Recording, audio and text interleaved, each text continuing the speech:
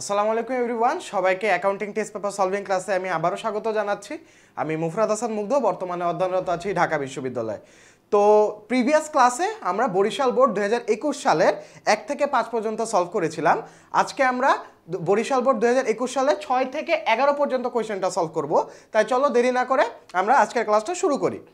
তো 6 নম্বর কোয়েশ্চেনটা যেখান থেকে আসছে আমরা কোয়েশ্চেনটা দেখেই বুঝতে পারতেছি যেটা হচ্ছে তোমার নগদ প্রবাহ বিবরণী, এই চ্যাপ্টারটা থেকে এসেছে।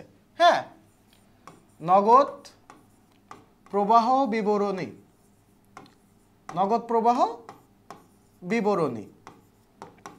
তো নর্মালি এই চ্যাপ্টারটা থেকে তোমার মূলত 1 ঘোড়া 2 ঘোড়া 3 ঘোড়া নগদান বই বা খুচরা নগদান বই অর্থাৎ নগদান বই রিলেটেড কোয়েশ্চেন তোমার থাকে। হ্যাঁ, তো এখানে আমরা 6 নম্বর কোয়েশ্চেনটা পড়ি। কি দেওয়া আছে যে সোনালী ট্রেডার্স অগ্রদত্ত পদ্ধতিতে, কি পদ্ধতি? অগ্রদত্ত পদ্ধতি। এখানে অগ্রদত্ত পদ্ধতিতে তোমার খুচরা নগদান বই সংরক্ষণ করে, অর্থাৎ খুচরা নগদান বই যেহেতু সংরক্ষণ করে তাহলে আমরা বুঝতে পারতেছি কোয়েশ্চেনটা তোমার খুচরা নগদান রিলেটেড হবে। তো এখানে তোমার লেনদেনগুলো কি দেওয়া আছে? মেয়ের 1 তারিখ হচ্ছে প্রধান ক্যাশিয়ারের কাছ থেকে পাইছে এত টাকা, 4000 টাকা। তারপরে 4 তারিখে দেওয়া আছে যে কাগজ ও কলম ক্রয়, রিক্সা ভাড়া প্রদান, অর্থাৎ এগুলো কিন্তু খুচরা। খুচরা যে অ্যামাউন্টগুলো এগুলো তুমি দেখলেই বুঝতে পারবে, এগুলোর অ্যামাউন্টগুলো খুবই কম হবে। যেমন দেখো যে 210, 30 টাকা, হ্যাঁ এখানে 75, 190, 315, 870, এগুলো কি তোমার খুচরা।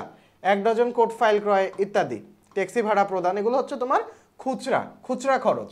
আর যেগুলো হচ্ছে তোমার একসাথে বেশি অ্যামাউন্ট দেওয়া থাকবে এগুলো খুচরা নগদান বইয়ের মধ্যে পড়বেন না বা খুচরা খরচের মধ্যে পড়বে না। ওকে, তো বাকি যে 2টা এন্ট্রি ছিল বা লেনদেন ছিল সেগুলো কি তোমার অফিস সহায়ক কর্মচারীকে বকশিস প্রদান এবং বিজ্ঞাপনের উদ্দেশ্যে পণ্য বিতরণ করা। হ্যাঁ, তো এখন আমরা কোশ্চেনে চলে যাই ডিরেক্ট। তো ক নাম্বারে কি আছে যে খুচরা নগদান বহির্ভূত লেনদেনগুলোর পরিমাণ নির্ণয় করো, অর্থাৎ যেগুলো খুচরা নগদান বইতে ইনক্লুডেড হবে না সেগুলোর পরিমাণ তোমার নির্ণয় করতে বলছে। তারপরে বলছে অগ্রদত্ত পদ্ধতিতে একটি খুচরা নগদান তৈরি করো আর খুচরা খরচগুলোর জন্য সংশ্লিষ্ট খতিয়ান তৈরি করো। আচ্ছা, তো এখন আমরা দেরি না করে আমরা সলভে চলে যাই। প্রথমে কি বলছে যে খুচরা নগদান বহির্ভূত লেনদেনগুলোর পরিমাণ নির্ণয় করো। আচ্ছা, তো চলো দেখি সলভে কি দেওয়া আছে। ওকে, তো এখন আমরা যেটা দেখতেছি যে খুচরা নগদান বহির্ভূত লেনদেনগুলো কিন্তু মের 8 আর 31 তারিখে ছিল। মের 8 তারিখে কি তোমার বাকিতে টেবিল ক্রয় ছিল। বাকিতে টেবিল ক্রয়, এটা কি তোমার বাকিতে লেনদেনটা হইছে। এখানে কি কোনো নগদ লেনদেন হইছে? নগদ লেনদেন কিন্তু হয়নি। তাই বাকিতে টেবিল ক্রয়, আর টেবিলটা যেহেতু একটা সম্পদ এবং এই সম্পদটা যেহেতু বাকিতে ক্রয় করা হয়েছে তাই এটা খুচরা নগদান বইতে অন্তর্ভুক্ত হবে না, এটা বহির্ভূত। এই জন্য 2000 টাকা এখানে বাকিতে টেবিল ক্রয় এটা ইনক্লুডেড করলাম। তারপরে বিজ্ঞাপনের উদ্দেশ্যে পণ্য বিতরণ। তো বিজ্ঞাপনের উদ্দেশ্যে আমি কি করছি? পণ্য বিতরণ করছি। এখানে কি আমি টাকা দিছি না পণ্য দিছি? পণ্য দিছি, তার মানে এখানে আমরা নগদের কোনো কিছু রিলেটেড নাই। তাই নগদের কোনো কিছু যেহেতু রিলেটেড নাই তাই এটা হচ্ছে খুচরা নগদান বহির্ভূত হবে। ওকে, তাই এই এন্ট্রিটাও আমরা লিপিবদ্ধ করলাম। তো 2000 আর 200 কত? 2200 টাকা। তো এখানে খুচরা নগদান বহির্ভূত লেনদেনের মোট পরিমাণ হচ্ছে 2200 টাকা। বোঝা গেছে? ওকে, তো এখন আমরা নেক্সট কোয়েশ্চেনে যাই। নেক্সট কোয়েশ্চেন কি বলছে যে অগ্রদত্ত পদ্ধতিতে একটি খুচরা নগদান তৈরি করো। আচ্ছা, তো সলভে যাই আমরা। তো মোটামুটি এটা তোমার বড় একটা ছক। তো বড় ছক দেখে আমরা বুঝতেছি যে এটা অনেক বড় হবে। আসলে অত লেন্দি কিছু না, কোনো কাজ নাই, জাস্ট তুমি আগে ছকটা করো, ছকটা বুঝো। ছকে কি আছে দেখো, খুচরা নগদান অগ্রদত্ত পদ্ধতি। অগ্রদত্ত পদ্ধতিতে কি হয় তোমার প্রাপ্তি টাকা আর খুচরা খরচের বিশ্লেষণ। হ্যাঁ, প্রাপ্তি টাকার পরিমাণ তো দেওয়া হয়েছে, কত টাকা প্রাপ্ত হয়েছে। তো প্রাপ্তি টাকার পরিমাণ চলো দেখে আসি। এই যে প্রধান ক্যাশিয়ারের কাছ থেকে প্রাপ্তি, জাস্ট কিচ্ছু না, জাস্ট দেখে দেখে বসো। এখানে যা আছে তাই তুমি বসায় যাও। খরচের জায়গায় খরচ বসাবা আর প্রাপ্তির জায়গায় প্রাপ্তি বসাবা। প্রাপ্তি একটাই থাকে, হ্যাঁ নর্মালি একটাই থাকে। এই যে তোমার এই যে প্রাপ্তি 4000 টাকা, 4000 টাকা বসায় দিল। তারপর আমরা যে কাজটা করব সেটা হচ্ছে ডেবিট দিকে তোমার হচ্ছে খুচরা নগদান বইয়ের হিসাবগুলা লিখবো, হিসাবের বিবরণ লিখবো, এবং ক্রেডিট দিকে খরচের খুচরা খরচের বিশ্লেষণটা আমরা করব আলাদা আলাদাভাবে। হ্যাঁ, তো এখন আমরা বিবরণে কি মের 1 তারিখে কি হয়েছে এটা লিখলাম নগদান হিসাব। তারপরে হচ্ছে মের 4 তারিখে কাগজ ও কলম ক্রয় করা হয়েছে। 4 থেকে একদম 30 তারিখ পর্যন্ত কাগজ ও কলম ক্রয়, তারপর হচ্ছে রিক্সা ভাড়া প্রদান, 2টা চিঠি কুরিয়ারে প্রেরণ, ফটোকপি ও কম্পোজ, চা নাস্তা বাবদ খরচ, বকশিস প্রদান, এই পর্যন্ত সবই কি তোমার মোট খরচ। এগুলো কি তোমার খুচরা খরচ। এটা হচ্ছে মোট খরচের টাকাটা এখানে লিখবো। হ্যাঁ, তো এখানে লিখে তারপরে কাগজ ও কলম করে আমাদের যে মেইন টাস্কটা এখানে থাকবে, তো নর্মালি তো আমরা বুঝতেছি যে কোনটা খরচ হয়েছে, জাস্ট বিবরণ লেখো আর মোট খরচের টাকাটা লেখো, আর কোনো কাজ নাই। কিন্তু আমাদের কাজ কোন জায়গায়?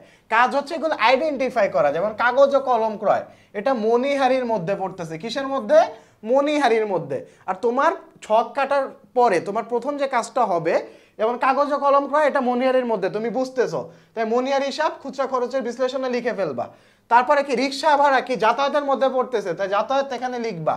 হ্যাঁ, আগে হচ্ছে তোমার কোশ্চেন পড়ে তোমার কোনটা কোন ব্যয়ের খাতে যাবে এটাকে আইডেন্টিফাই করতে হবে। হ্যাঁ, তারপর হচ্ছে তোমার কুরিয়ারে প্রেরণ, কুরিয়ারে ডাক ও তার খরচের মধ্যে পড়তেছে, চা নাস্তায় টাপ পানের মধ্যে পড়তেছে, বাকিগুলো কি তোমার বিবিধ দিয়ে দিবা। হ্যাঁ, তো মেজর যে খরচগুলো আছে ওটা লিখে তারপর বাকিগুলো বিবিধের মধ্যে ফেলে দিবা। তাই বলে আবার সবগুলো মানে জাস্ট একটা খাতি রেখো না যে সবই খুচরা খরচের বিবিধ খরচ। তো এখানে কয়েকটা মেজর তোমার খাত আছে, যেমন মণিহারি, যাতায়াত থাকবে, ডাক ও তার আপ্যায়ন, এগুলো তোমার মেজর খাত। এই খাতগুলো থাকবে আর বাকিগুলো বিবিধের মধ্যে তুমি ফেলতে পারো। আচ্ছা, তো এরপর আমরা হচ্ছে আইডেন্টিফাই করতেছি এই 210 টাকা কই যাবে? মণিহারির মধ্যে। রিক্সা ভাড়া কই যাবে? যাতায়াতের মধ্যে। কুরিয়ারে প্রেরণ কই যাবে? তোমার ডাক ও তারের মধ্যে। ফটোকপি ও কম্পোজ কই যাবে? মণিহারির মধ্যে। হ্যাঁ, তারপরে সেম ভাবে এই যে চা নাস্তা বাবদ খরচ আপ্যায়নের মধ্যে যাবে, বাস ভাড়া প্রদান আবার যাতায়াতে যাবে, কোর্ট ফাইল ক্রয় মণিহারিতে যাবে, ট্যাক্সি ভাড়া প্রদান যাতায়াতে যাবে, বকশিস প্রদান বিবিধে যাবে। হ্যাঁ, তো এই যে আমরা খরচগুলো বিশ্লেষণ করে ফেললাম, এগুলো হচ্ছে সব খুচরা খরচ। কি খরচ? খুচরা খরচ। তো খুচরা খরচের টোটাল পরিমাণ এখানে লিখব। তারপরে খরচ টোটাল কত আছে? 2890 টাকা। এখন 4000 থেকে 2890 বাদ দিলে 1110 টাকা থাকতেছে। হ্যাঁ, এই 1110 টাকাটা আমরা পরের মাসের ব্যালেন্স বিডি হিসেবে যোগ করে দিব। তো পরের মাসের ব্যালেন্স বিডি কত? 1110 টাকা। হ্যাঁ, আর বাকি যে টাকাটা থাকতেছে এটা হচ্ছে নগদান হিসাব। এই যে 2890 টাকা, এটা কি তোমার টোটাল খরচ, এটা হচ্ছে তোমার নগদান হিসাব। ওকে, এই যে জুনের 1 তারিখে 2800 টাকা নামলাম আর ব্যালেন্স বিডি 1110 টাকা। তো আমরা যেটা বের করলাম সেটা হচ্ছে সমাপনী খুচরা খরচ। সমাপনী খুচরা খরচের পরিমাণ এখানে 1110 টাকা। বোঝা গেল? তো এই ছিল তোমার অগ্রদত্ত পদ্ধতিতে তোমার খুচরা নগদান বই। আচ্ছা, এখন আমরা 3 নাম্বার কোশ্চেনটা দেখি। গ নাম্বারে কি আছে? বলছে খুচরা খরচগুলোর জন্য সংশ্লিষ্ট খতিয়ান তৈরি করো। আচ্ছা, এখন আমরা হচ্ছে খতিয়ান তৈরি করব। যে খরচগুলো আমরা দেখিয়েছি ওই খরচগুলোর খতিয়ান তৈরি করব। তো খতিয়ান তৈরির ক্ষেত্রে তোমরা অনেকে টি ছক ইউজ করতে পারো, অনেকে তোমার চলমান জেড ছক ইউজ করতে পারো। তবে আমি প্রেফার করব তোমরা চলমান জেড ছক ইউজ করো, কারণ চলমান জেড ছক কিন্তু তুমি ইজিলি কম সময়ের মধ্যে তুমি পরীক্ষার খাতায় লিখতে পারবা। হ্যাঁ, চলমান জেড ছকে এই যে চলমান জেড ছক, দেখো ওরাও চলমান জেড ছকই ইউজ করছে। ওকে, তো সোনালী ট্রেডার্সের চলমান জেড ছক মণিহারি হিসাব কোন হিসাবের বিপরীত হয়েছে?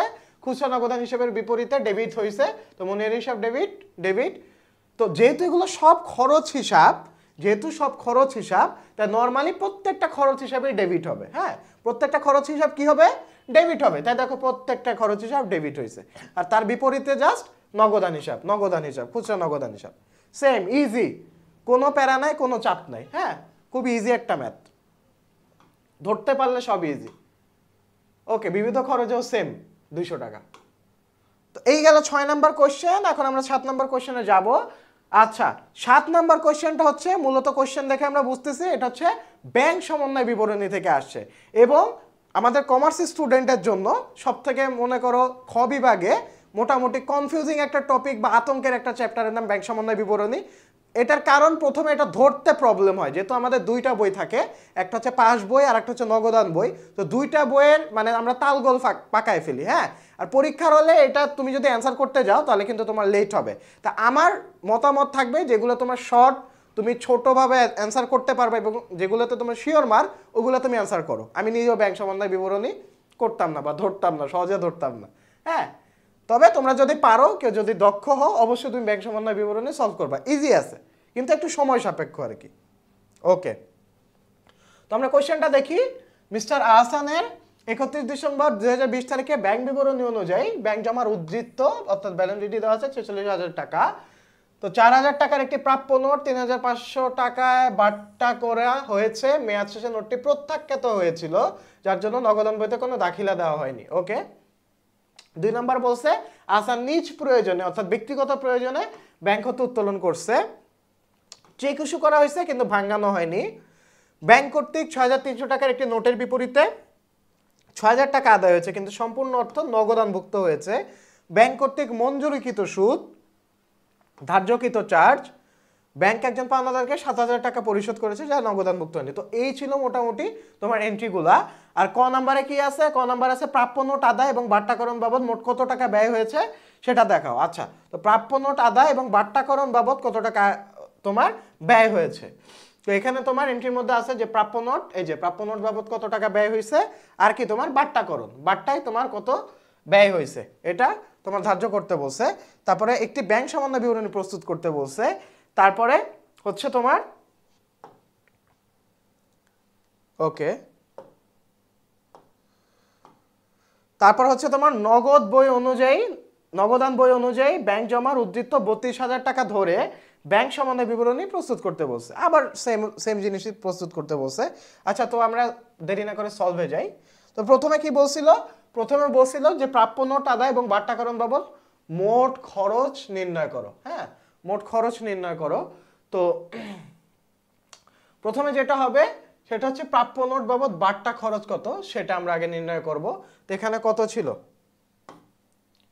এই যে 4,000 টাকার প্রাপ্য নোট ছিল, 3,500 টাকায় বাট্টা করা হয়েছে। তো আমরা কি করব? 4,000 থেকে 3,500 টাকা বাদ দিলে যেটা থাকবে এটা হচ্ছে আমার প্রাপ্য নোট বাবদ খরচ। হ্যাঁ, তো এখানে দেখো প্রাপ্য নোট বাট্টা খরচ, প্রাপ্য নোট বাট্টা খরচ কত তোমার? 4,000 থেকে 3,500 বাদ দিছি, কত থাকতেছে তোমার? 500 টাকা থাকতেছে। তারপরে 4 নাম্বার এন্ট্রিটাও হবে যে প্রাপ্য নোটের আদায় খরচ, একটা হচ্ছে প্রাপ্য নোটের বাট্টা বাবদ খরচ আর একটা হচ্ছে প্রাপ্য নোটের আদায় খরচ। তা চলো এন্ট্রিটা দেখে নিই। 4 নাম্বার এন্ট্রি কি আছে? যে ব্যাংক কর্তৃক 6,300 টাকা একটি নোটের বিপরীতে 6,000 টাকা আদায় হয়েছে কিন্তু সম্পূর্ণ অর্থ নগদানভুক্ত হয়েছে।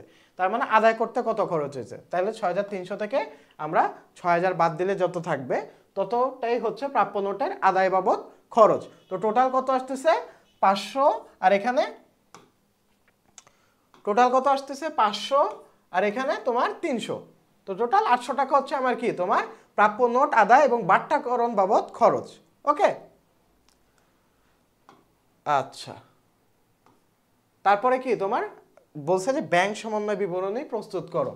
তো ব্যাংক সমন্বয় বিবরণী প্রস্তুত করার ক্ষেত্রে একটা জিনিস মাথায় রাখবা যে কোন বই অনুযায়ী উদ্ধৃত দেওয়া আছে। দেখো এখানে বলছে যে ব্যাংক বিবরণী অনুযায়ী ব্যাংক জমার উদ্ধৃত দেওয়া আছে, ব্যাংক বিবরণী অনুযায়ী ব্যাংক জমার উদ্ধৃত দেওয়া আছে।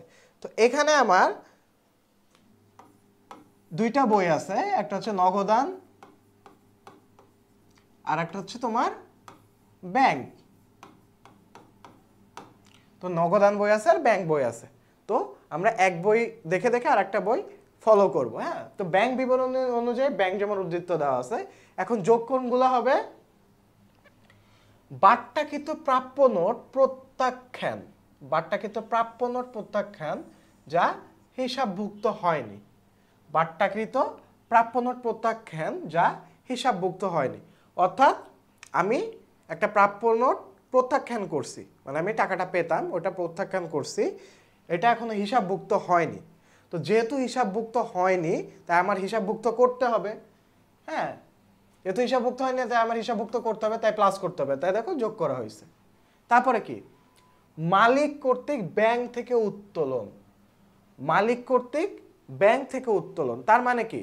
মালিক ব্যাংক থেকে উত্তোলন করছে, তার মানে কি ব্যাংক থেকে টাকাটা কমে গেছে, কমে গেছে না? তো ব্যাংক থেকে যেহেতু টাকাটা কমে গেছে তাই আমার কি করতে হবে? ওই টাকাটা তোমার যোগ করতে হবে। কি করতে হবে? যোগ করতে হবে। ওকে, তাই আমরা যোগ করছি মালিক কর্তৃক ব্যাংক থেকে উত্তোলন, ব্যাংক থেকে টাকাটা চলে গেছে তাই আমার নগদান বই অনুযায়ী ব্যাংকে তোমার টাকাটা যোগ করতে হবে। তারপরে প্রাপ্য নোটের মূল্য নগদান বইতে বেশি লেখা হয়েছে। আচ্ছা, তো প্রাপ্য নোটের যে মূল্য সেটা নগদান বইতে যেহেতু বেশি লেখা হয়েছে, যতটুকু বেশি লেখা হয়েছে ওইটা আমরা যোগ করে দিব। 300 টাকা বেশি লেখা হয়েছে ওইটা আমরা যোগ করে দিব। ওকে, তারপর ব্যাংক কর্তৃক ধার্যকৃত চার্জ যা নগদানভুক্ত হয়নি, অর্থাৎ এখানে ব্যাংক একটা চার্জ ধার্য করছে, অর্থাৎ ব্যাংক থেকে কেটে নিছে কিন্তু এটা আমার নগদানভুক্ত হয়নি। যেহেতু নগদানভুক্ত হয়নি তাই আমরা প্লাস করে ব্যাংক বিবরণীটা ঠিক রাখবো। ওকে, ব্যাংক বিবরণীটা ঠিক রাখবো, তাই এটা আমরা প্লাস করছি। ব্যাংক কর্তৃক পাওনাদারকে পরিশোধ যা নগদানভুক্ত হয়নি, অর্থাৎ ব্যাংক পাওনাদারকে পরিশোধ করে দিছে কিন্তু নগদানভুক্ত এখনো হয়নি, তাই নগদান বই যেহেতু নগদানভুক্ত হয়নি বা প্লাস আছে, তাই ব্যাংকেও প্লাস করতে হবে। হ্যাঁ, অর্থাৎ এখানে আমরা নগদান বইকে ফলো করবো। কাকে ফলো করব?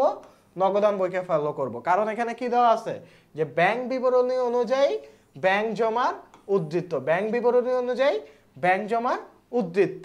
এগুলো সবগুলো কেন যোগ হয়েছে? কারণ আমরা নগদান বই ফলো করতেছি। মালিক কর্তৃক ব্যাংক থেকে উত্তোলন, এখানে এই উদাহরণটা দিয়ে আমি বুঝাই দিই। মালিক কর্তৃক ব্যাংক থেকে উত্তোলন, অর্থাৎ মালিক ব্যাংকের থেকে টাকাটা উত্তোলন করছে, তার মানে কি আমার ব্যাংক থেকে মাইনাস হয়ে গেছে। কিন্তু এটা কি নগদান, মানে আমার কোম্পানি কি জানে কিনা? কোম্পানি কিন্তু এখনো জানে না, তাই কোম্পানিতে কিন্তু এখনো প্লাস অবস্থায় আছে।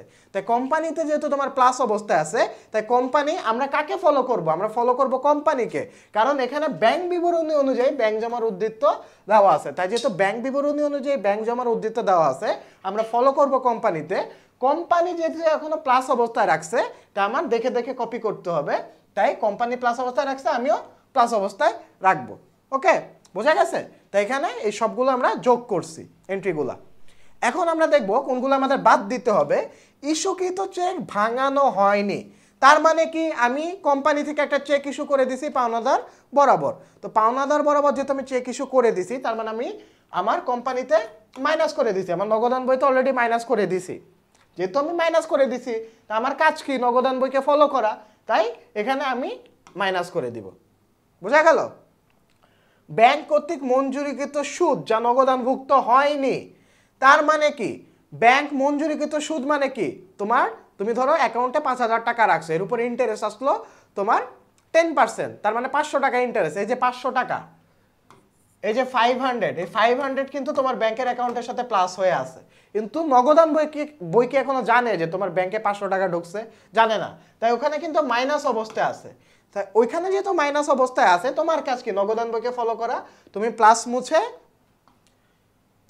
মুছে কি করবা? মাইনাস করে দিবা। হ্যাঁ, জীবনটাই প্লাস মাইনাসের খেলা।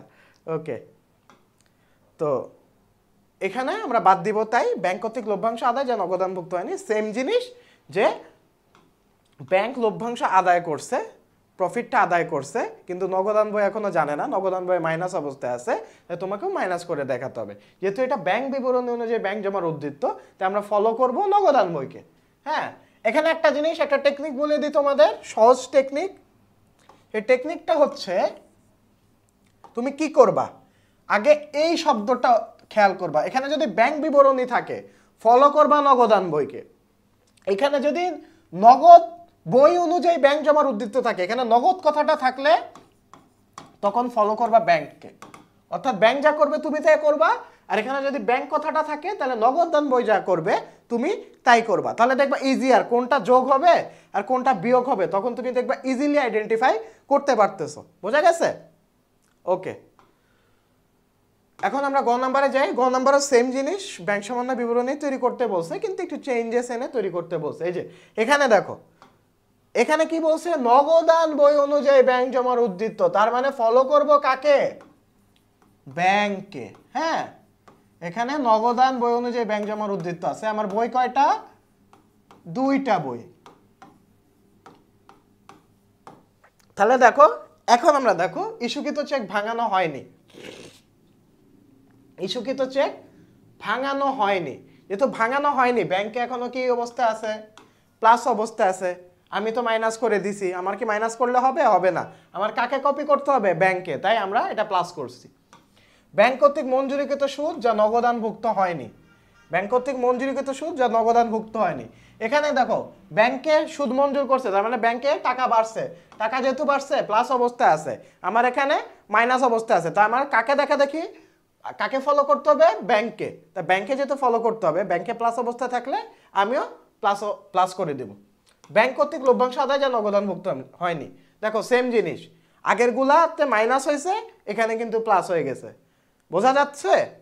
দেখো এখানে উল্টাটা বিয়োগ হয়েছে, মানে আগের বার আমরা যেটা করছিলাম ওটা যেগুলো যোগ ছিল ওগুলো এখন বিয়োগ হচ্ছে। দেখো, বাট্টাকৃত প্রাপ্য নোট প্রত্যাখ্যান যা হিসাবভুক্ত হয়নি, কাকে ফলো করব?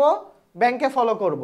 বাট্টাকৃত প্রাপ্য নোট প্রত্যাখ্যান যা হিসাবভুক্ত হয়নি, যেহেতু প্রাপ্য নোট প্রত্যাখ্যান হিসাবভুক্ত হয়নি, যেহেতু ব্যাংক বইতে মাইনাস আছে, তাই আমার ব্যাংক বইকে ফলো করা লাগবে, তাই আমরাও মাইনাস করে দিব।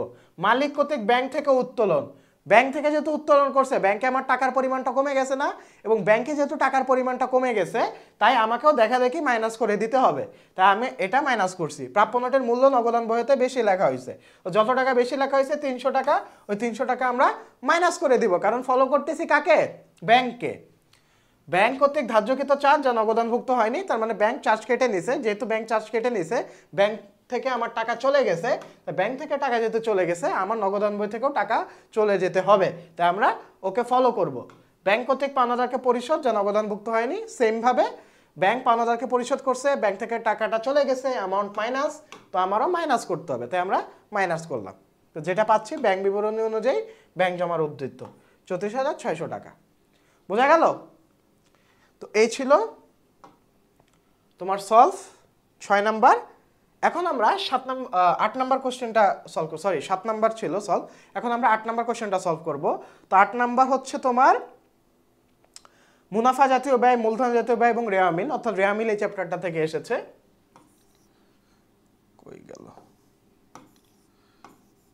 রেওয়ামিল? রেওয়ামিল এই চ্যাপ্টারটা থেকে এসেছে, অ্যান্ড এটা মানে আমাদের কমার্স স্টুডেন্টদের জন্য ফেভারিট একটা কোয়েশ্চেন, কারণ রেওয়ামিল খুব ইজি হয় এবং এটা সব থেকে ফাস্ট অ্যান্সার করা যায়। হ্যাঁ, তুমি যদি ঠিকঠাক মতো পারো, খুব ফাস্ট তুমি অ্যান্সার করতে পারবা, হিসাবের খাতগুলো যদি জানো যে কোনটা ডেবিট হয় কোনটা ক্রেডিট হয়। আচ্ছা, তো এটা সলভ করার আগে আমি বেসিক একটা জিনিস বলে নিই, সেটা হচ্ছে হিসাবকে আমরা মোটা দাগে 5টা শ্রেণীতে ভাগ করতে পারি। সেটা হচ্ছে আয়, তারপরে ব্যয়, তারপরে দায়, সম্পদ, আর মালিকানা সত্ত্ব। মালিকানা সত্ত্ব, হ্যাঁ। তো এর মধ্যে ব্যয় আর সম্পদ বৃদ্ধি পেলে ডেবিট, হ্রাস পেলে ক্রেডিট, হ্যাঁ, বৃদ্ধি পেলে ডেবিট, হ্রাস পেলে ক্রেডিট, আর বাকিগুলো আয়, দায় আর মালিকানা সত্ত্ব উল্টাটা, বৃদ্ধি পেলে ক্রেডিট, হ্রাস পেলে ডেবিট, বৃদ্ধি পেলে ক্রেডিট, হ্রাস পেলে ডেবিট, বৃদ্ধি পেলে ক্রেডিট, হ্রাস পেলে ডেবিট। তো এইগুলোর উপাদান জানতে হবে, কোনগুলো সম্পদের মধ্যে পড়তেছে, কোনগুলো আমার খরচ বা ব্যয়ের মধ্যে পড়তেছে, কোনগুলো দায়, ঠিক আছে? এগুলো আমাকে আইডেন্টিফাই করতে হবে। মালিকানা সত্ত্বের আবার 4টা উপাদান আছে: মূলধন, আয়, খরচ আর উত্তোলন। ওকে, এগুলো হচ্ছে কনসেপ্ট, তোমাদের জানা সবার, যেহেতু তোমরা টেস্ট পেপার সলভিং করতেছো, এটা জানো, তাহলে একটু রিমাইন্ডার দিয়ে নিলাম। আচ্ছা, তো এখন আমরা রেওয়ামিলে চলে যাব। তো রেওয়ামিলে এখানে তোমার অনেকগুলো এন্ট্রি দেওয়া আছে। তো ক নাম্বার কোশ্চেনে কি বলছে? যে মূলধন জাতীয় প্রাপ্তি পরিমাণ নির্ণয় করো। এখানে কি বলছে? প্রাপ্তি। প্রাপ্তি একটা জিনিস, আয় একটা জিনিস। ওকে, উপযুক্ত তথ্যের আলোকে মেসার্স সেলিম এন্ড সন্সের মুনাফা জাতীয় ব্যয়ের পরিমাণ নির্ণয় করো আর রেওয়ামিল প্রস্তুত করো। আচ্ছা, তো চলো এখন আমরা সলভে যাই। তো এখানে বলছে মূলধন জাতীয় প্রাপ্তি কোনগুলা? তো মূলধন জাতীয় প্রাপ্তির মধ্যে এখানে আছে গৃহীত ঋণ। তো মূলধন জাতীয় যখন বলবে তখন বুঝবা যে বড় অ্যামাউন্ট থাকবে, হ্যাঁ, এবং ভবিষ্যতে তোমার সুবিধা দিবে। এই দেখো, মূলধন আর গৃহীত ঋণ, এই দুইটা হচ্ছে মূলধন জাতীয় প্রাপ্তি বা পাইছো তুমি। তো 16,250 আর এখানে 83,750, টোটাল 1 লাখ টাকা হচ্ছে আমার মূলধন জাতীয় প্রাপ্তির পরিমাণ। ওকে, তো নেক্সট খ নম্বরে বলছিল যে মুনাফা জাতীয় ব্যয়ের পরিমাণ নির্ণয় করো। তো এখানে মুনাফা জাতীয় ব্যয় কোনগুলা? প্রারম্ভিক মজুত পণ্য, এটার সাথে ক্রয় যুক্ত হবে, কত টাকা ক্রয় ছিল ওটা যুক্ত হবে। তারপর বেতন প্রদান, বহির্মুখী বহন খরচ, মঞ্জুরিকৃত বাট্টা, সবই হচ্ছে তোমার মুনাফা জাতীয় ব্যয়ের মধ্যে পড়তেছে। তো চলো আমরা কোশ্চেন যাই। তো এখানে দেখো যে তোমার এই যে বহির্মুখী বহন খরচ, তারপর হচ্ছে ক্রয়, প্রারম্ভিক মজুত পণ্য, এই সবই কি তোমার মুনাফা জাতীয় ব্যয়। মুনাফা জাতীয় ব্যয়, হ্যাঁ। এই যে মজুরিকৃত বাট্টা, বাকিগুলো কিন্তু তোমার ব্যয়ের মধ্যে পড়তেছে না, হয় আয়, হ্যাঁ, হয় আয় বা হচ্ছে তোমার সম্পদ বা মালিকানা সত্ত্ব, এগুলোর মধ্যে পড়তেছে। তো মুনাফা জাতীয় ব্যয় এই কয়টাই ছিল। তো বেতন প্রদান, বহির্মুখী বহন খরচ, মঞ্জুরিকৃত বাট্টা ক্রয় আর প্রারম্ভিক মজুত পণ্য। তো টোটাল এখানে 42,500 প্রারম্ভিক মজুত পণ্য, ক্রয় কত 1,25,000, তো 1,67,500, 15,000 টাকা হচ্ছে বেতন প্রদান, বহির্মুখী বহন খরচ 6,250 আর মঞ্জুরিকৃত বাট্টা 12,500। তো টোটাল 2,01,250 টাকা। ওকে, তারপর হচ্ছে রেওয়া মিল। তো রেওয়া মিল তো আমরা জানি ছক কেটে ফেলবো, ক্রমিক নং, হিসাবে শিরোনাম, খতিয়ান পৃষ্ঠা, ডেবিট আর ক্রেডিট টাকা। তো ফার্স্টে আমরা যাই এন্ট্রিগুলোতে, দেখি কি আছে। প্রারম্ভিক মজুত পণ্য আমরা জানি ব্যয়ের মধ্যে ব্যয় ডেবিট, ক্রয় ব্যয় ডেবিট, বেতন প্রদান ডেবিট, প্রদেয় হিসাব দায় ক্রেডিট, প্রাপ্য হিসাব ডেবিট, এটা হচ্ছে চলতি সম্পদ, ব্যাংক জমার উদ্ধৃত্ত ডেবিট, এটাও চলতি সম্পদ, আন্তঃফেরত, বিক্রয় যদি ক্রেডিট হয়, আন্তঃফেরত হচ্ছে বিক্রয় ফেরত, বিক্রয় ফেরত হবে ডেবিট। বহির্মুখী বহন খরচ এটা ব্যয় ডেবিট, প্রদেয় নোট এটা দায় চলতি দায় ক্রেডিট, গৃহীত ঋণ এটা দীর্ঘমেয়াদী দায় এটা ক্রেডিট, দালান কোঠা এটা সম্পদ, সম্পদ ডেবিট, মঞ্জুরিকৃত বাট্টা একটা খরচ এটা ডেবিট, মূলধন হচ্ছে মালিকানা সত্ত্বের মধ্যে পড়ে তাই ক্রেডিট, বিক্রয় করলে আয় হয় আয়ও ক্রেডিট। তো আমরা ডেবিট সাইড যোগ করব, ক্রেডিট সাইড যোগ করব, এখানে কত আসতেছে 42,500, 1,25,000, 15,000, 20,000, 56,250। তো টোটাল করলে এখানে কত আসতেছে 3,50,000, 3,50,000 মিলে গেছে। এটা সব থেকে শান্তির একটা জিনিস কমার্সের স্টুডেন্টের জন্য, রেওয়া মিল মেলার উপর কোনো শান্তি নেই। হ্যাঁ, আর যদি না মিলে টাইম ওয়েস্ট করবা না, অনিশ্চিত হিসাব নামে একটা হিসাব আছে বিপদের বন্ধু, ওইটা ইউজ করে দিয়ে চলে আসবা। ওকে, তারপরে 9 নাম্বার। তো 9 নাম্বার যে চ্যাপ্টারটা থেকে আসছে যে ভুল সংশোধনী দাখিলা, শুদ্ধ দাখিলা কি দেখাও, তো সমন্বয় জাবেদা থেকে আসছে। তো মোহনা কোম্পানির হিসাব বইতে 30 জুন তারিখে নিম্নত ভুলগুলো ধরা পড়ে, অর্থাৎ রেওয়া মিল এই চ্যাপ্টারটা থেকে আসছে। এখানে সংশোধনী দাখিলা যেহেতু দিতে বলছে বা লেনদেনগুলো শুদ্ধ দাখিলা কি দেওয়া দরকার ছিল, অর্থাৎ তোমার দাখিলা থেকে আসছে কোয়েশ্চেন। তো এখানে কি কি ভুল ধরা পড়ে, বিক্রয় ফেরত 800 টাকা ভুলবশত দৈনিক ক্রয় বইতে লেখা হয়েছে, কমিশন বাবদ প্রাপ্ত 3,200 টাকা এটা কমিশন হিসাবে ডেবিট করা হয়েছে, 20,000 টাকার যন্ত্রপাতি ক্রয় ভুলে ক্রয় হিসাবে ডেবিট করা হয়েছে। হ্যাঁ, তো এটা কি তোমার নীতিগত ভুল, মূলধন জাতীয় ব্যয়কে মুনাফা জাতীয় ব্যয়ে লিপিবদ্ধ করা, বা মুনাফা জাতীয় ব্যয়কে মূলধন জাতীয় ব্যয়ে লিপিবদ্ধ করা। আসবাবপত্র মেরামত খরচ আসবাবপত্র হিসেবে ডেবিট করা হয়েছে তুইনের কাছে, তোমার 2,500 টাকার পণ্য ফেরত ভুলে বিক্রয় বইয়ের হিসাবভুক্ত করা হয়েছে। অত সবগুলো তোমার ভুলে পড়া, এখন এগুলো তোমার ফিক্স করতে হবে। তো ক নম্বরে বলছে যে 1 নং লেনদেনটি ভুল দাখিলা কি দেওয়া হয়েছিল। খ নম্বরে বলছে উপযুক্ত ভুলগুলো সংশোধনী দাখিলা কি হবে, আর গ নম্বরে বলছে উপযুক্ত লেনদেনগুলো শুদ্ধ দাখিলা কি হওয়া উচিত ছিল। খুবই ছোট ছোট কোয়েশ্চেন, মানে খুবই ইজি। তো এখানে বলছে প্রথম লেনদেনটির ভুল দাখিলা। তো কি বলছে, প্রথম লেনদেনটি কি ছিল যে বিক্রয় ফেরত 800 টাকা ভুলবশত দৈনিক ক্রয় বইতে লেখা হয়েছে। যেহেতু ক্রয় বইতে লেখা হয়েছে তার মানে কি ক্রয় হিসাব ডেবিট করছে আর পাওনাদার হিসাব ক্রেডিট করছে, ক্রয় হিসাব ডেবিট করছে আর পাওনাদার হিসাব ক্রেডিট করছে। তো 800 টাকা ডেবিট আর ক্রেডিট। আচ্ছা, এখন খ নাম্বারে বলছে তোমার সংশোধনী দাখিলা দিতে উপযুক্ত ভুলগুলো সংশোধনী দাখিলা দাও, অর্থাৎ যে ভুলগুলো হয়েছে সেগুলো সংশোধন কি হবে। আচ্ছা, তো ফার্স্টে কি ছিল, ক্রয় বইতে তোমার লেখার ভুল হয়েছিল, তো এটা আগে সংশোধন করতে হবে। প্রথমে যেটা হবে বিক্রয় ফেরত হিসাব ডেবিট হবে, প্রদেয় হিসাব ডেবিট হবে, আর ক্রয় হিসাব ক্রেডিট হবে, প্রাপ্য হিসাব ক্রেডিট হবে। কেন হলো, আচ্ছা এটা কয় নাম্বার, 1 নাম্বার, তাই তো। ওকে, 1 নাম্বার কি বলছে যে বিক্রয় ফেরত 800 টাকা ভুলবশত দৈনিক ক্রয় বইতে লেখা হয়েছে। যেহেতু ক্রয় বইতে লেখা হয়েছে তার মানে আমি ক্রয় হিসাব ডেবিট করছি, প্রদেয় হিসাব ক্রেডিট করছি, তাই না। তাহলে এটা আগে ফিক্স করতে হবে। ক্রয় হিসাব যেহেতু ডেবিট করছিলাম, তা আমরা এখানে কি করতেছি, যেহেতু ডেবিট করছিলাম ক্রয় হিসাব, এখানে দেখো ক্রেডিট করে ফিক্স করতেছি। হ্যাঁ, প্রদেয় হিসাব এখানে ডেবিট করতেছি। তারপরে বিক্রয় ফেরত হিসাব, বিক্রয় যেহেতু ক্রেডিট তাই বিক্রয় ফেরত ডেবিট হবে, এটা সঠিক যাবে। তাই বিক্রয় ফেরত হিসাব ডেবিট, প্রদেয় হিসাব ডেবিট করতেছি। ক্রয় হিসাব যেহেতু ডেবিট করছিলাম ক্রেডিট করতেছি, প্রাপ্য হিসাব যেহেতু ডেবিট করছিলাম এটা ক্রেডিট করতেছি। এভাবে আমরা সংশোধন করলাম। সেম ভাবে 2 নাম্বার কমিশন হিসাবে লেখার ভুল আমরা সংশোধন করছি, অর্থাৎ কমিশন হিসাবে আমরা ভুল হিসাব লিখছি। তো কমিশন হিসাব যেহেতু ডেবিট করে ফেলছিলাম এটা আমরা ক্রেডিট করলাম, প্রাপ্ত কমিশন হিসাব ক্রেডিট করলাম। তো টোটাল এটা কমিশন হিসাবের বিপরীতে আমরা অনিশ্চিত হিসাব আনবো। বোঝা গেল। 3 নাম্বার যন্ত্রপাতি ক্রয় ক্রয় হিসাবে লিখছি, যেহেতু ক্রয় হিসাবে লিখে ফেলছি তাই ক্রয় হিসাব ডেবিট করছিলাম, ক্রয় হিসাবটা ক্রেডিট করি, তো ক্রয় হিসাব ক্রেডিট করলাম, আর যন্ত্রপাতি হিসাব তো ডেবিট হবেই, তাই যন্ত্রপাতি হিসাব ডেবিট করলাম। সেমভাবে মেরামত হিসাব আসবাবপত্র হিসাবে লেখার ভুল হয়েছে, তাহলে আসবাবপত্র হিসাব মেরামত খরচ হিসাব যেহেতু ভুলে আসবাবপত্র হিসাবে লিখে ফেলছি, তার মানে আসবাবপত্র ডেবিট করছিলাম, তো আসবাবপত্র যেহেতু ডেবিট করছিলাম তো এখন আমার ক্রেডিট করতে হবে, তো আসবাবপত্র হিসাব আগে ক্রেডিট করে নিলাম, আর যেটা হওয়ার কথা ছিল মেরামত হিসাব ওটা ডেবিটে নিলাম।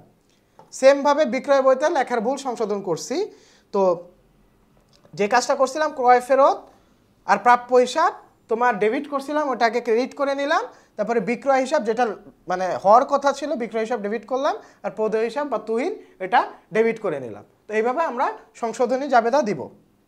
ওকে, তারপরে এখন হচ্ছে সাধারণ জাবেদা দাখিলা দিতে বলছে যে হবে কি আসলে সাধারণ জাবেদা নরমালি কি হবে।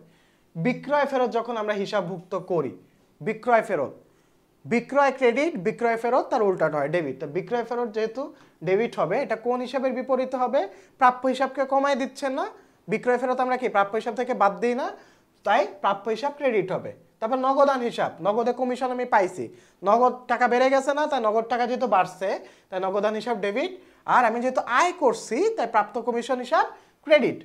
3 নাম্বার যন্ত্রপাতি, নগদে আসবাবপত্র যন্ত্রপাতি ক্রয় করা হলো, যেহেতু যন্ত্রপাতি আমি ক্রয় করছি তাই আমার সম্পদ বাড়ছে, আর একটা সম্পদ কমছে সেটা হচ্ছে নগদান, তো যেই সম্পদটা বাড়ছে যন্ত্রপাতি হিসাব এটা ডেবিট করলাম, আর নগদ টাকা যেহেতু কমে গেছে তাই এটা ক্রেডিট করলাম। 4 নাম্বার তোমার মেরামত খরচ প্রদান করা হলো, তো মেরামত খরচ হিসাব খরচ যেহেতু একটা ব্যয়, তাই ব্যয় বৃদ্ধি পেলে ডেবিট হয়, আর নগদ যেহেতু টাকাটা চলে গেছে খরচ করতে যে নগদান হিসাব ক্রেডিট। তেমনিভাবে ক্রয় ফেরত হিসাবভুক্ত করা হলো, এতে ক্রয় ফেরত হিসাবভুক্ত করছি তাই আমার প্রদেয় হিসাব অর্থাৎ পাওনাদার হিসাব তোমার কি হয়েছে কমাই দিছে, তো পাওনাদার হিসাব কমে গেলে আমরা কি হয় জানি ডেবিট হয়, তাই প্রদেয় হিসাব ডেবিট আর ক্রয় ফেরত হিসাব ক্রেডিট। তো এই ছিল হচ্ছে তোমার কি সাধারণ জাবেদা দাখিলা। ওকে, এখন আমরা নেক্সট কোশ্চেনে যাব। আচ্ছা, এখন 10 নাম্বারটা দেখি। 10 নাম্বার হচ্ছে তোমার কোনটা থেকে আসে, অবচয় থেকে আসে, তো প্রতি বছর অবচয় হিসাব থেকে কিন্তু একটা কোশ্চেন আসে, এটা মাথায় রাখবো, অবচয় থেকে কোশ্চেন আসে সবসময়, একটা বা দুইটা কোশ্চেন পাবাই। হ্যাঁ, তো এখানে কি বলছে যে কুশিয়ারা এন্টারপ্রাইজ 1 জানুয়ারি 2019 তারিখে 10 লাখ টাকার একটা যন্ত্র ক্রয় করে, 3 লাখ টাকা আরো একটা যন্ত্র ক্রয় করে, নতুন যন্ত্রের বহন খরচ বাবদ 30,000 টাকা, সংস্থাপন ব্যয় বাবদ 20,000 টাকা খরচ করে, এবং এর উপর 10% হারে অবচয় ধার্য গ্রহণ করে, এবং বাৎসরিক হিসাবকাল শেষ হয়। ওকে, তো ক নম্বরের কোশ্চেন কি বলা আছে যে ব্যবসায় যন্ত্র ক্রয় ও আনায়না জাবেদা দাখিলা দাও, শুধু জাবেদা দিতে বলছে, ব্যাখ্যার প্রয়োজন নাই। সরলরৈখিক পদ্ধতিতে, আচ্ছা তোমরা যদি ব্যাখ্যার প্রয়োজন নাই কথাটা না থাকে অবশ্যই ব্যাখ্যা দিবা, যদি ব্যাখ্যা না দাও তোমার 0.5 মার্ক করে কাটার অধিকার টিচারের আছে, যদিও নর্মালি কাটে না, দয়া করে মানে বেশি দয়ালু টিচার হলে দিয়ে দিতে পারে, বাট দয়ালু না হলে কিন্তু সমস্যা। সরলরৈখিক পদ্ধতিতে 2019 ও 2020 সালে অবচয় নির্ণয় করতে বলছে, আর যন্ত্র হিসাব ও অবচয় সঞ্চিত হিসাব দেখাতে বলছে, অর্থাৎ এখানে চলমান যে ছক ইউজ করে দিবা। ওকে, তো এখন আমরা সলভে যাই। আচ্ছা, তো এখানে সাধারণ জাবেদা কি হবে, আমার নতুন যন্ত্র যেহেতু কিনছি তাই যন্ত্র হিসাব ডেবিট হবে, নগদ টাকার বিনিময়ে কিনছি নগদান হিসাব ক্রেডিট হবে, কত 10 লাখ দিলাম, আর জুলাই 1 তারিখে আবার যন্ত্র কিনছি 3,50,000 তো টোটাল 13,50,000 টাকা যোগফল। হ্যাঁ, এটা খুব ইজি অঙ্ক, এখানে বোঝানোর কিছু নাই। তারপরে বলছে সরলরৈখিক পদ্ধতিতে অবচয় নির্ণয় করো, তো আমরা জানি সরলরৈখিক পদ্ধতিতে অবচয় পরিমাণ সবসময় সেম হয়, তো এখানে 2019 সালে অবচয় নির্ণয় করতেছি, অবচয়যোগ্য মূল্য টোটাল কত টাকা 3 লাখ টাকা, কোত্থেকে পেলাম এই যে অবচয়যোগ্য মূল্য 3 লাখ টাকা, হ্যাঁ জুলাই 2019-এ। ওকে, অবচয়যোগ্য মূল্য তোমার ইনটু অবচয়ের হার, এটা হচ্ছে তোমার সূত্র, প্রথম যন্ত্রের অবচয় দ্বিতীয় যন্ত্রের অবচয়, তো প্রথম যন্ত্রের অবচয় কত, প্রথম যন্ত্র ছিল তোমার 10 লাখ টাকা, টোটাল 10 লাখ টাকা ছিল, এটা 10% কত 1 লাখ টাকা, তারপর দ্বিতীয় যন্ত্র কত 3 লাখ টাকা, এটার সাথে সংস্থাপন ব্যয় ছিল মেরামত খরচ ছিল, এগুলো সব যোগ করছে, যোগ করে এটার উপর 10% ধরছে, আর 6 মাসের ধরছে, কেন 6 মাসের ধরছে, এতো জুলাই থেকে হিসাব হয়েছে, কত জুলাই 1 জুলাই, তো ওইটা জুলাই সহ হিসাব করতে হবে, July August September October November December 6 মাস, যদি 31 জুলাই থাকতো তাহলে কিন্তু পরের মাস থেকে আমরা হিসাব করতাম, ঠিক আছে। তো টোটাল 17,500, তো টোটাল সরলরৈখিক অবচয় 2019 সালে 1,17,500, দুঃখিত তারপর 2020 সালের অবচয় কত হবে? তো 2020 সালের অবচয় সেম, এখানে তোমার 10 লাখ টাকা আর এখানে 3,50,000 টাকা। তো এটার উপর জাস্ট 10% হবে, যেহেতু প্রতি বছর তোমার 10% হয়। 2020 সালে তোমার পূর্ণ বছরের উপরই হবে। এখানে যেমন 6 মাস, এখানে ফুল বছর ধরছি, এখানে যেহেতু কোনো তোমার পুরো বছরেরটা ধরতে বলছে, তো এখানে জাস্ট 10% আমরা ধরছি, তাই 1,35,000 টাকা। তাই প্রথম বছরের অবচয় এত টাকা, 1,17,500 টাকা, আর 2020 সালের অবচয় 1,35,000 টাকা। বোঝা গেল? ওকে, তারপর হচ্ছে তোমার চলমান রেট ছক তৈরি করতে বলছে, অর্থাৎ খতিয়ান প্রস্তুত করতে বলছে। তো খতিয়ান প্রস্তুতে যন্ত্র হিসাব আছে, অবচয় সঞ্চিতি হিসাব আছে। তো যন্ত্র হিসাব আমরা দেখতে পাই যে জানুয়ারি 1 আর জুলাই 1 নগদান হিসাবের বিপরীতে তোমার যন্ত্র কেনা হয়। তো ফার্স্টের যন্ত্র কেনা হয় 10 লাখ টাকার, পরে 3,50,000 টাকার কেনা হয়। তো টোটাল আমার যন্ত্রপাতির ডেবিট জেট থাকতেছে কত? 13,50,000 টাকার ডেবিট জেট থাকতেছে। তারপরে ওই 2019 সালের ব্যালেন্সটাই পরের বছরে ব্যালেন্স হয়ে যাবে, বিডি হয়ে যাবে। তো 13,50,000 টাকা আমার সেম পরের বছরের ব্যালেন্স বিডি। তারপর অবচয় সঞ্চিতি হিসাব, এটা 2019 ডিসেম্বর 31 তারিখে অবচয় হিসাবের বিপরীতে আমরা জানি অবচয় হিসাব ডেবিট, পুঞ্জীভূত অবচয় ক্রেডিট। তাই যেহেতু ক্রেডিট হয়, তাই এখানে ক্রেডিট 1,17,500 টাকা আমরা যে বের করলাম, 1,17,500 টাকা। কত বের করছি? এই যে 1,17,500 টাকা। তো 1,17,500 টাকার ক্রেডিট এন্ট্রি করলাম। তারপর হচ্ছে 1,17,500কে পরের বছরের ব্যালেন্স বিডিতে আনলাম 1,17,500। এখন হচ্ছে পরের বছরের অবচয় সঞ্চিতি আমরা হিসাব করব। অবচয় হিসাব ডেবিট, পুঞ্জীভূত অবচয় ক্রেডিট। যেহেতু পুঞ্জীভূত অবচয় ক্রেডিট, তো পরের বছর অবচয় কত ছিল? 1,35,000 টাকা। তো এটার সাথে 1,35,000 টাকা যোগ করলে কত আসতেছে? 2,52,500 টাকা। তো এটাই হচ্ছে তোমার ক্রেডিট ব্যালেন্স, অবচয় সঞ্চিতি হিসাবে ক্রেডিট ব্যালেন্স। বোঝা গেল? ওকে, এখন আমরা 11 নম্বর কোশ্চেনটা সলভ করব। এটাও তোমার অবচয় দৃশ্যমান। ওরে বাপ রে বাপ, কত বড় দাগ পড়লো। আচ্ছা, তো এটাও মূলত তোমার দৃশ্যমান ও অদৃশ্যমান সম্পদের হিসাব রক্ষণ।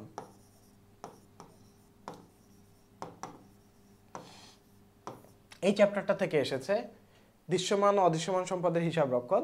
তো দেখো কোশ্চেনটা আমরা পড়ি যে 1 জুলাই 2019 তারিখে 1,20,000 টাকা মূল্যের অফিস সরঞ্জাম ক্রয় করছে, আরো 5,000 টাকা ব্যয় হয়। 1 অক্টোবর তারিখে, তারিখগুলো খেয়াল রাখবা, আরো 60,000 টাকা অফিস সরঞ্জাম ক্রয় করে এবং পরিবহন ও ফিটিংয়ে ব্যয় হয় এত টাকা। তো এখানে আবার ক্রমহ্রাসমান জের পদ্ধতিতে অবচয় ধার্য করা হয়েছে। তো কোয়েশ্চেনে আসছে যে 2019 সালে অবচয়ের পরিমাণ নির্ণয় করো, 2019 সালের জন্য প্রয়োজনীয় জাবেদা লিখন দাও, আর 2019-20 সালের জন্য অফিস সরঞ্জাম হিসেবে অবচয় হিসাব প্রস্তুত করো। অর্থাৎ এখানে তুমি চলমান রেট ছক দিয়ে দিবা। ওকে, তো এখন আমরা সলিউশনে যাই। তো 2019 সালে অবচয় নির্ণয় করতে যেহেতু বলছে, তো প্রথম অফিস সরঞ্জামের অবচয় 1,20,000 টাকার যন্ত্র অফিস সরঞ্জাম ছিল, এটার সাথে 5,000 যোগ হবে এবং 20% 6 মাসের। হ্যাঁ, কত মাসের হবে? 6 মাসের। কেন 6 মাসের হবে? কারণ তারিখটা কি তোমার 1 জুলাই, বোঝা গেছে? তাই 6 মাসের হবে। আর দ্বিতীয় অফিস সরঞ্জামের অবচয় এটা 3 মাসের হবে, কারণ কি 1 অক্টোবর তারিখ, অক্টোবর, নভেম্বর, ডিসেম্বর, তাই 3 মাস। এই তারিখগুলো একটু খেয়াল রাখবে। আর বাকিটা তো ইজি আছে, সংস্থাপন ব্যয়, মেরামত খরচ বা এডিশনাল যে কস্টগুলো যন্ত্রপাতি কেনার সামনে, এটা যোগ করে দিবা। তো এটা 20% কত আসতেছে? 12,500, আর এখানে 3,250। তো টোটাল 15,750 টাকা হচ্ছে তোমার 2019 সালের অবচয়। তারপরে বলছে সাধারণ জাবেদা দাখিলা দাও। তো জুলাই 1 তারিখে আমরা কি করি? অফিস সরঞ্জাম ক্রয় করি। তো অফিস সরঞ্জাম হিসাব ডেবিট, নগদান হিসাব ক্রেডিট। এটা তোমার টোটাল খরচ, ফিটিং খরচ সহ, হ্যাঁ, 1,25,000 টাকা। আর অক্টোবর 1 তারিখে আবার অফিস সরঞ্জাম ক্রয় করা হয়, সব খরচ সহ 65,000 টাকা ডেবিট আর নগদান হিসাব ক্রেডিট। আর ডিসেম্বর 31 তারিখে আমরা মূলত কি করব? অবচয় হিসাব দিব। তো অবচয় হিসাবে জাবেদা আমরা জানি, অবচয় ধার্য করছি, অবচয় হিসাব ডেবিট, পুঞ্জীভূত অবচয় ক্রেডিট। আগে আমরা অবচয় ধার্য করছি, কত আসছিল? 15,750 টাকা। তো কয় আমরা অবচয় ধার্য করছিলাম। তো এটা আমরা ক্লোজ করব কিসের বিপরীতে? আয় সারাংশ হিসাবের বিপরীতে। আর আয় সারাংশ ডেবিট, অবচয় হিসাব ক্রেডিট। তো 15,750 ডেবিট আর ক্রেডিট দিয়ে আমরা ক্লোজ করে দিব। তো টোটাল যাবে এখানে যোগফল আসতেছে 2,21,500 টাকা। আচ্ছা, তারপর হচ্ছে আমরা খতিয়ান প্রস্তুত করব। তো খতিয়ানে তোমার অফিস সরঞ্জাম হিসাব আর অবচয় হিসাব আমরা এন্ট্রি করব। তো অফিস সরঞ্জাম হিসাব এখানে ডেবিট হয়েছে, এখানেও ডেবিট হয়েছে, হ্যাঁ, নগদান হিসাবের বিপরীতে।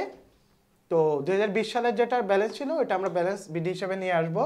অবচয় হিসাব সেমভাবে তোমার পুঞ্জীবিত অবচয় হিসাবের বিপরীতে আর আয় সারাংশের বিপরীতে আমরা এন্ট্রি করব। পুঞ্জীবিত অবচয়ের বিপরীতে অবচয় হিসাব ডেবিট ছিল আর আয় সারাংশ যেহেতু ক্লোজ করছি ক্রেডিট, ডেবিট ক্রেডিট মিলে তোমার জিরো ব্যালেন্স হয়েছে।